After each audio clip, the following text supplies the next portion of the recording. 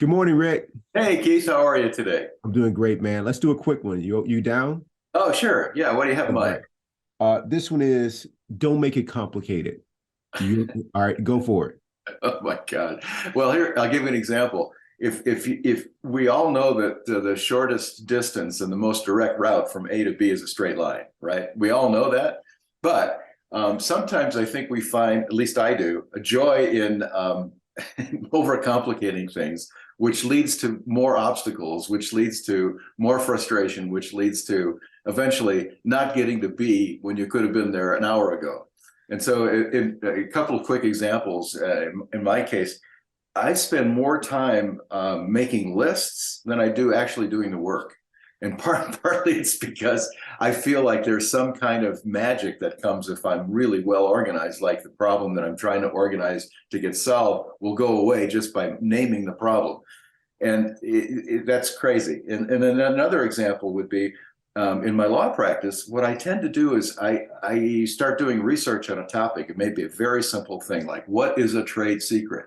And then I'll find something really interesting about trade secrets in the 1950s were defined in a certain way, and now they're defined in a different way. So I'll read about the 1950s, and then I'll go back. What were they called during the Depression and in the New Deal? How did that? And I'll get absorbed in all of this garbage that has nothing to do with me finding out what a trade secret is that I need to know for this case right now.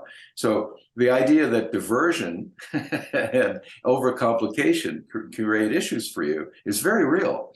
And I think we have to be mindful of that. That's not to say that it's a lot of fun. If you have the time and you're amused by it, great. But what we often do is we mistake this simple solution as being a simple solution, and we feel like we have to go through all these other permutations that are completely unnecessary. And that's part of the art of living, figuring out what's complicated and needs a lot of examination, or what is uncomplicated and can be solved relatively simply by a direct action.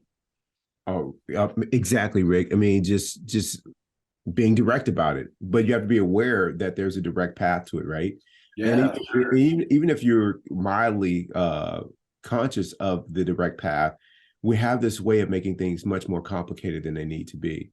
A good example of mine and one of my friends taught me this, is there was a person in our group who's been on and off nutrition plans to lose weight. And so much so that when she was successful, many times because she'd lose and gain, we created a strategy of accountability and things like that. And she would send me her journal about what she was eating and all this other stuff, and we'd have a conversation, and we would do weigh-ins, and we would do all this stuff. So years passed, and I'm getting frustrated about her sticking with it over 5 years and all this other stuff. And so one of my friends said, hey, so and so is going to do this diet called the Whole 30 with me. It's where you go really like all in for 30 days. And hopefully that kind of commitment leads to some good habits. And so I'm about to tell her all the things that she needs to do to help this person be accountable. I said, well, here's what you need to do. You need to have her like send you an email in writing that she's going to be fully committed. And then I need you to also tell her to share with you what you do in case she doesn't keep her commitment. And then I would set her up on one of these apps that has a fitness journal in it so she can log her food in it all the time. And then every day you're going to need to check in there and follow up with her to really make sure that she ate the way that she said. And I would probably recommend some way to kind of like assess it, maybe a weigh-in. She looked at me and she said, Keith, I'm not doing any of that. she's Good for her. like, she's like, she's like, she's like, if she wants to do it, this is her journey, and she can do it. But I'm not doing any of that. And the same thing here, man. I'll be at work and somebody will say something about this person or that person, and this is what you need to do. I'm like, I think about this thing that happened like 4 years ago. I'm like, I'm not doing any of that. I'm keeping it simple. I want to come to work. I want to be peaceful. I want to have a good time when I'm there. I don't want to be creating these narratives about people. Well, they're going to drop the ball on you. Then they drop it. They drop it. I keep on doing what I'm doing. Rick, I'm not taking any of that on. You got to convince, you got to do this, you need to. I'm not doing any of that. So for me, Rick, I am keeping it simple. I'm not making anything complicated. The path to inner peace, the road to get there is to get on that road and stay on it.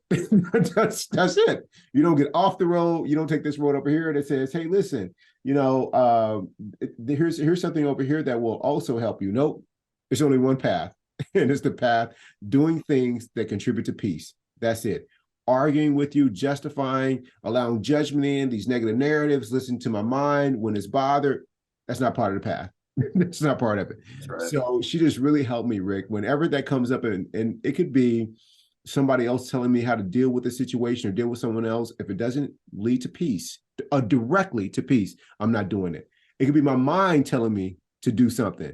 If that does not lead directly toward peace and being loving, I'm not doing it. I just say, Rick, I'm not doing that.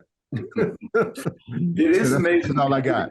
It is amazing how we overcomplicate things. I can't believe how many different diets there are, right? I mean, it's just ridiculous because if you want to lose weight, it's just a very simple scientific fact of how you do it, right?